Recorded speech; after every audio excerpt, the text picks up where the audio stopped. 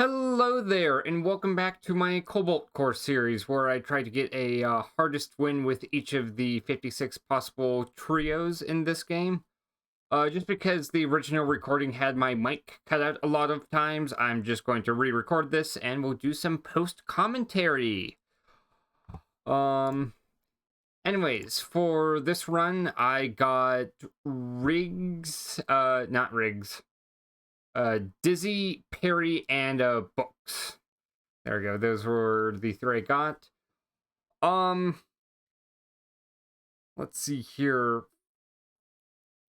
I would be surprised if I went with Tide Runner. I don't care for the ship too much. It is a pretty decent one. I just think it's awkward to run a lot of times.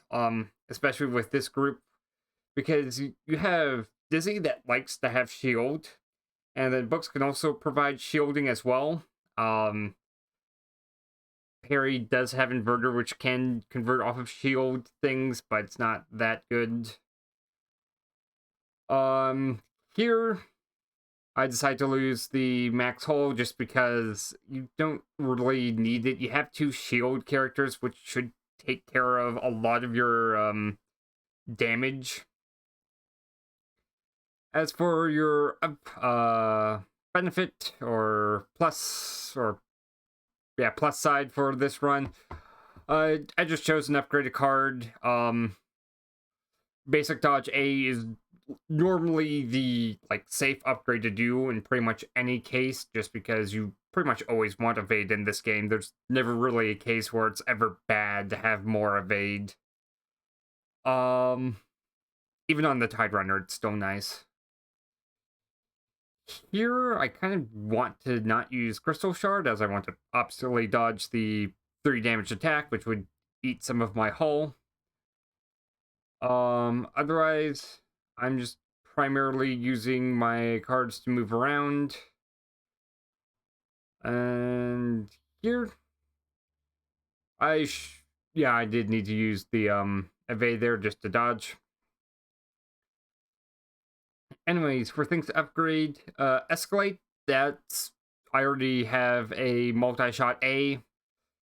Going through an event and then getting Escalate A is a pretty much game-winning, or not game-winning necessarily, but it is almost game-winning in terms of a combo. Here, there's really not much you can do. The sequence of cards got rid of Corrupted Core and lined you up to hit the ball one more time. Here I did Block Shot, then Anchor, just to hit the ball, then move one to the left, then hit the ball again, which lined me up to hit the ball again. Here it's a little bit awkward. I just opted to move one to the right and dodge. And yeah. There is an argument where you could have used Mage Hand there. I don't think it's too important. And yeah, at this point, it's just slowly getting the ball to the end. And we win the football or soccer match, depending on which country you're from.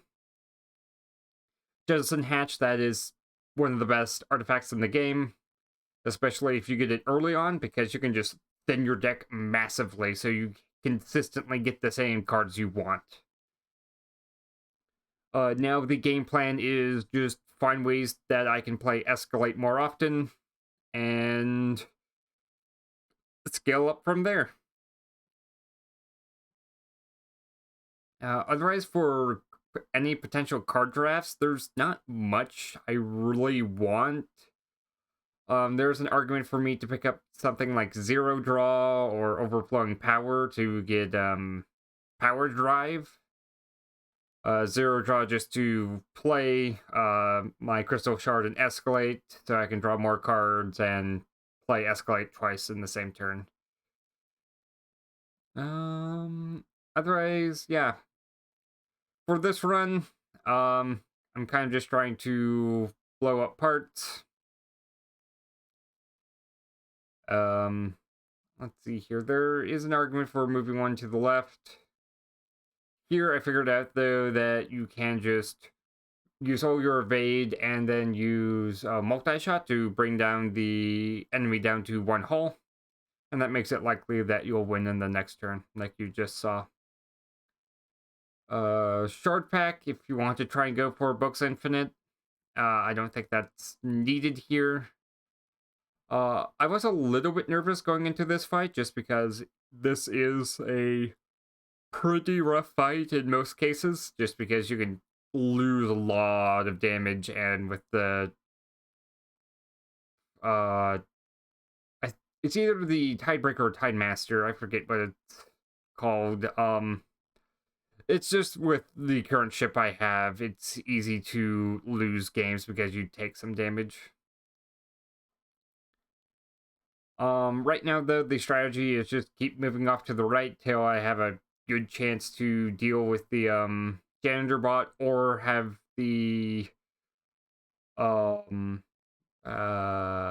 let's see here, dual drones, I believe is what they are called, slowly chip away at the enemy.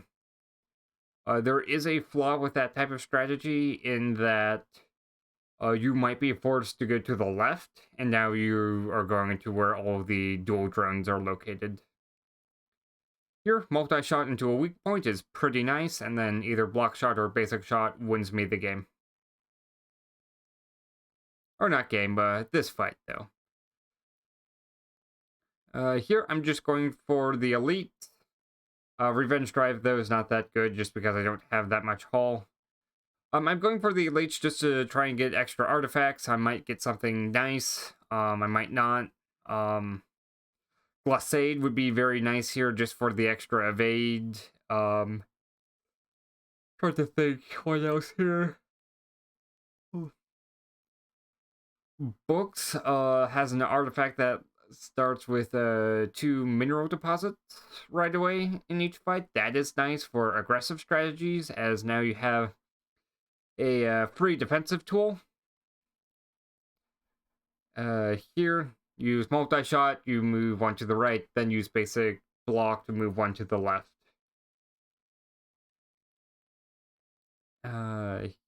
Here, I do opt to go for damage. And here, Escalade A, and then multi-shot kind of just wins the fight, as I'm doing 12 damage in one go. Again, I want to keep things small. Shield reserves is nice, just because I've noticed I've kept maxing out on shield, so having the extra 2 shield capacity is useful.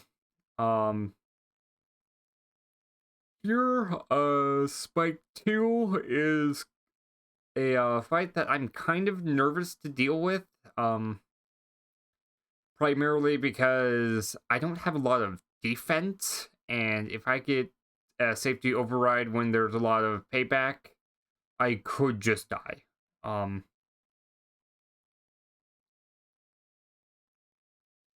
Here I'm using Mage Hand and Basic Shot first, just so I don't move, so when I do end up using Multi-Shot A, everything has lined up on a weak point, and that means I am more likely to succeed in the fight.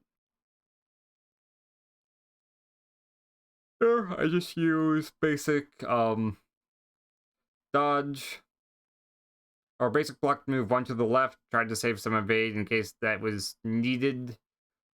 And then just Mage Hand and Basic Shot finished out the fight for me.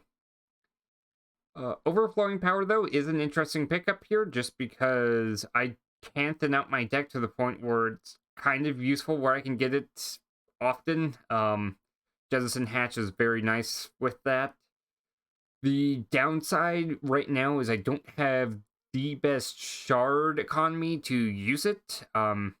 If I could get some more things that provided shards, like maybe a shard pack from earlier, that would have been nice for this run. But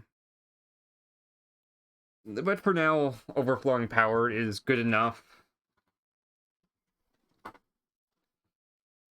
At some point, I do need to find a time to use it, so I can actually get up to 4 shards.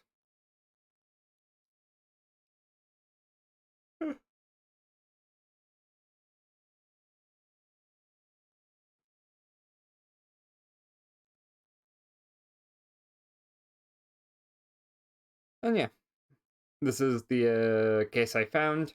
I end up using a shield here, that's fine. The main benefit of that turn was I got it so, what was I going to say?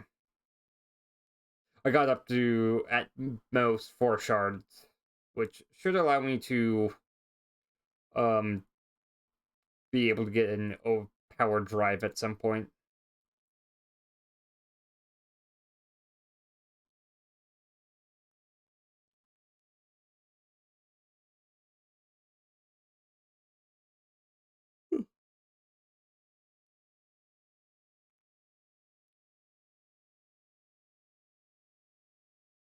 Here, I purposely don't play Anchor just because hitting the one column um, removed it from play. And Block Shot does save me a shield. Now I am also at 4 shards, so if I do run into Power Drive, or not, Overflowing Power, I would have gotten it. With that said, I did get lethal that turn. Perfect Specimen, that is one of the best pickups I could have gotten, primarily because it's just going to turn into a Crystal Shard that for free for the rest of the run, just because it's in my starter deck instead of hidden behind Unpolished Crystal, where I have to play it first and have a slight tempo loss for it. Let's see here. Power Diverter, Peri's energy artifact, was a decent pickup there, just because multi-shot is basically my only damage source.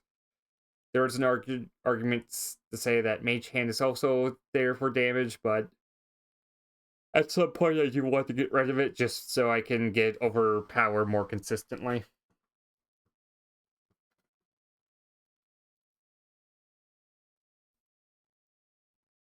I did end up going with a Morning Line though. A little bit just to say that I did pick up this artifact during the series. One of my side goals with this series is to get one of each artifact played and then one of each card played, with an extra mission of trying to get one of each option selected for all the events. There we go. I could use Overflowing Power in case I needed it. I did not need the extra 3 damage, however. Zero Draw B, it's essentially a free card. It's kind of in the same boat as Riggs's Second Opinions. Let's see here. I decided not to shuffle the ship just because having that center 2 is very nice. I kind of want the scaffolding close together.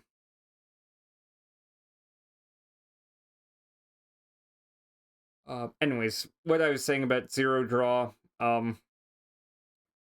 it almost always will replace itself, as you'll likely have either Escalate A in your drop pile, which you want to play anyways, or you have Crystal Shard, which will just replace itself. But there are going to be some cases where you'll get it turn 1, for example, and you don't have anything in your drop pile that it can hit.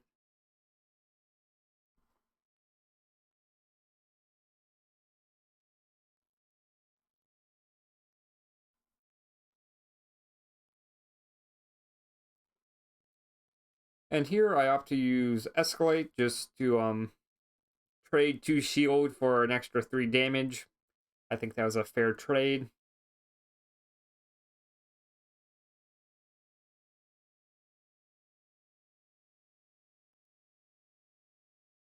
And yeah, I am pretty close to closing out this fight.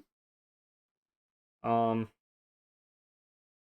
just need to draw a multi-shot A and then I win.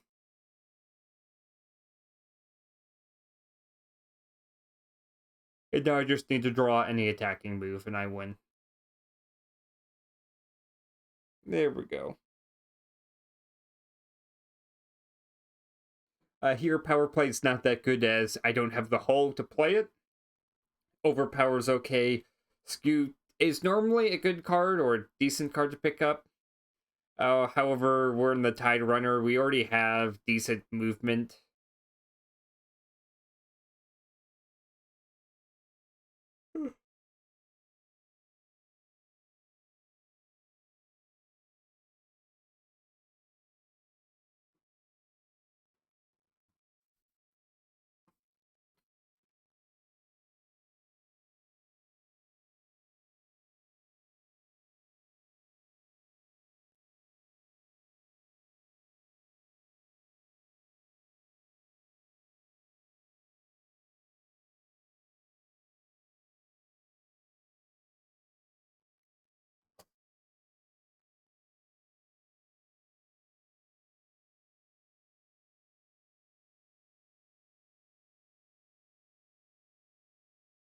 Okay. Otherwise, yeah, this fight is somewhat standard. Just try to aim towards the weak point, try to deal with the seeker missiles as best you can. Um, Here I am currently taking 30. Again, I play overflowing power. At this point, I'm not too concerned about shard capacity. I don't think I'm reaching it. However, overflowing power does provide a shard when you play it. A second zero draw B. Again, it's almost a free pick. Sometimes you'll run into cases where it is a detriment, but those cases are rare.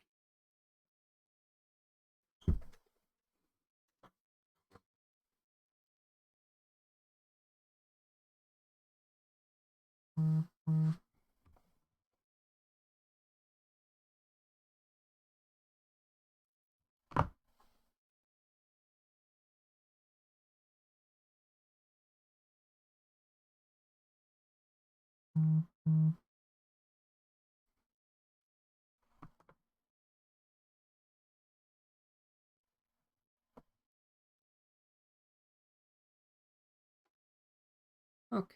Um.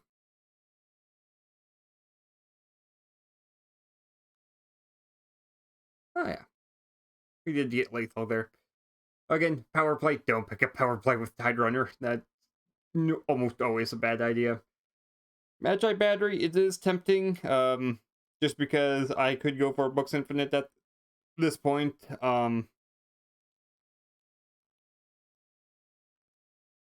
Let's see here. I don't have zero draw A or just standard zero draw, so I can't go infinite. Um, there is one event that allows me to swap zero draw B with zero draw A. That is one thing I can hope for. However, in the event that I don't get it, it's not the end of the world. Um, let's see here. Recalibrate is also another way I could go for an infinite, but that is a bit more weird on how that will work out.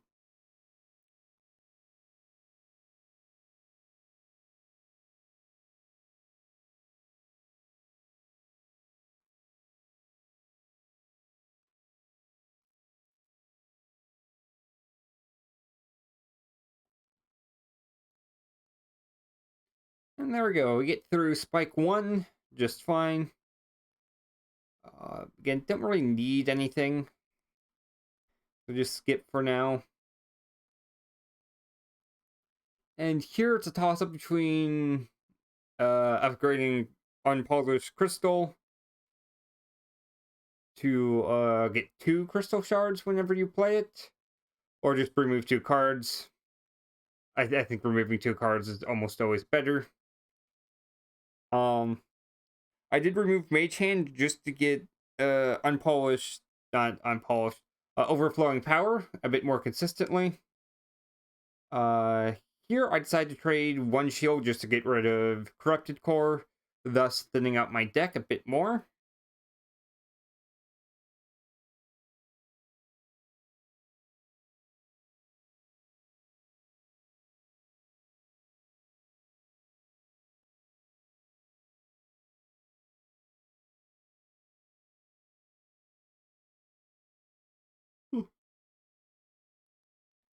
Okay.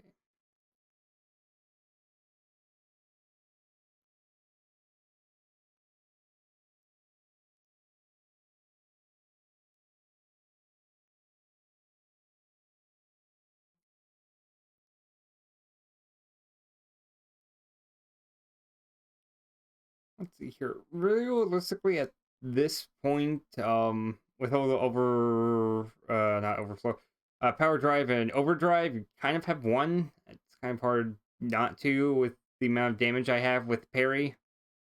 Um, that is one nice thing about going for a Peri carry.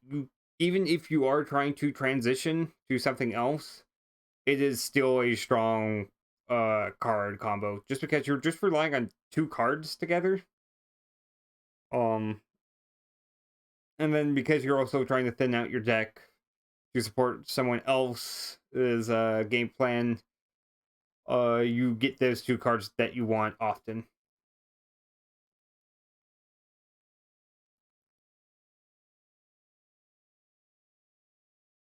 Here we get lucky enough that we have 3 repair yards.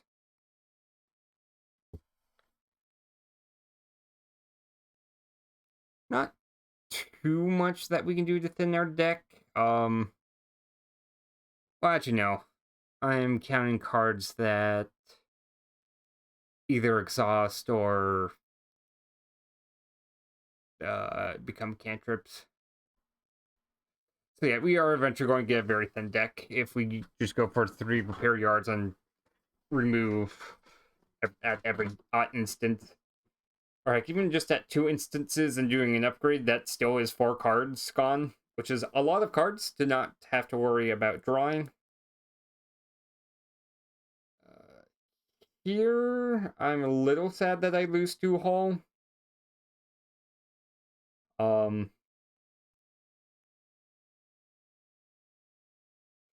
Then just get rid of everything I have right now. Try to gain more resources. And yeah. 15 damage is kind of hard to shrug off. And we were able to get through. Here, Lyra. Not too scared about this fight. Obviously, I can squeeze in between the 2 4-column ones. And then, at worst case, I can try moving off to the side for when the ship contracts and I need to dodge.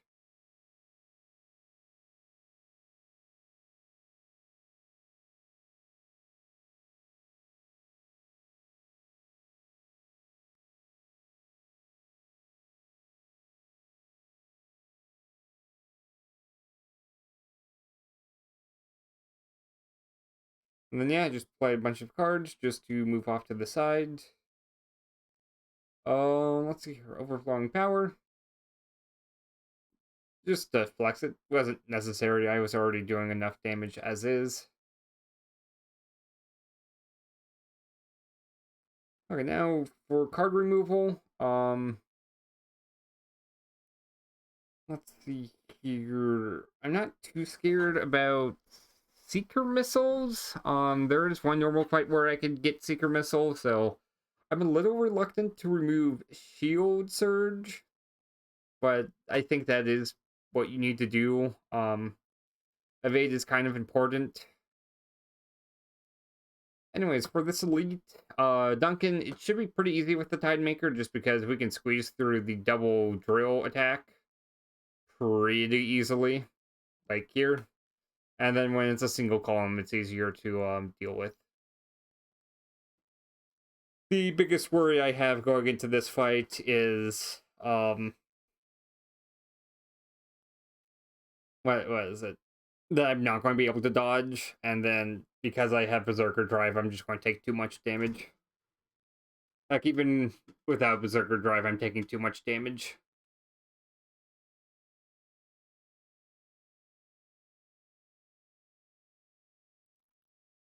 That is one downside with Tidemaker is you are good at evading, but you can barely take any damage.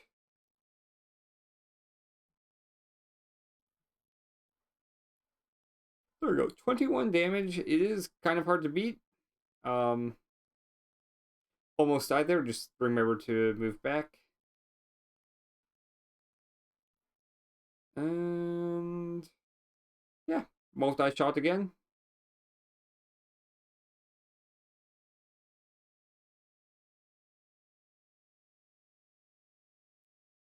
And they're shaft emitters. That is a phenomenal artifact. Just now I could leverage my movement to dodge Seeker missiles.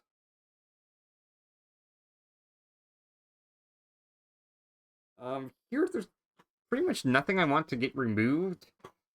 Maybe upgrade Magi Battery to go for an infinite easier. Not that I need it too much. I am surprised I went for basic dodge B of all things. Here I think the correct option is just get rid of Magi Battery just because it's not doing anything here. At best, it is a retained card, so you can use it to move one to the left for free. But other than that, I don't think it's too worth it.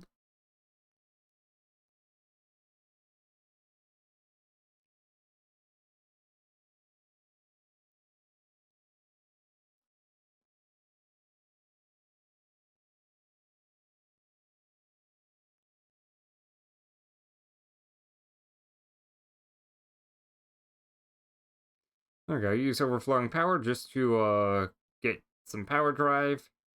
Here I'm doing 18 damage, which is a pretty decent amount.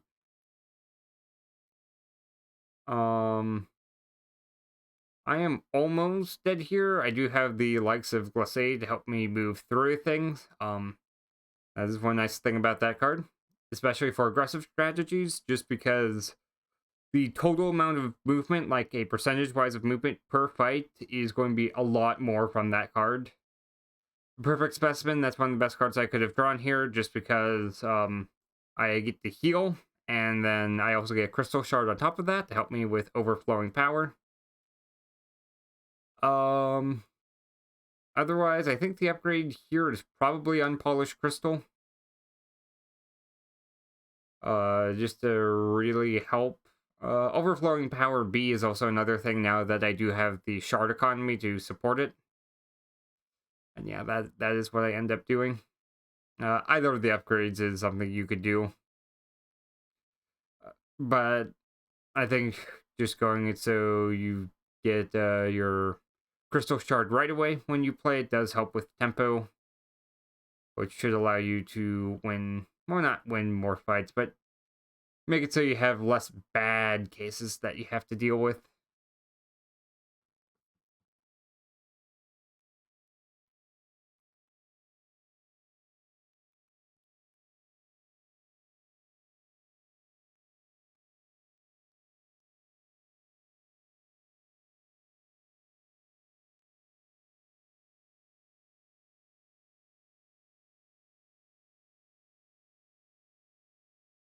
And here you get to see a Docky Drum help support me a little bit. Not quite sure what I'm doing here. I don't really have stun caliber. But it does look like I was able to get through this turn pretty easily. Oh yeah, I don't have stun caliber or fracture detection, so I don't know why I'm trying to move there and then firing. Still, I got through the turn just fine. And at this point, I have scaled up well enough to where the Cobalt is no longer scary. I just need to draw a multi-shot once and then I win. I don't get it this turn, but I can at least have fun having 5 power drive by the end of this fight. There we go. 24 damage. That's a pretty decent amount. Yeah. I mean, Peri for sure did a lot for this run, just getting multi-shot and then escalate A early on. And then Books helped out with giving more power drive to buff up Peri's damage output. Dizzy didn't do too much here. That did help with some crucial shields at some points, so I didn't take hull damage, which allowed me to carry on through the run even further.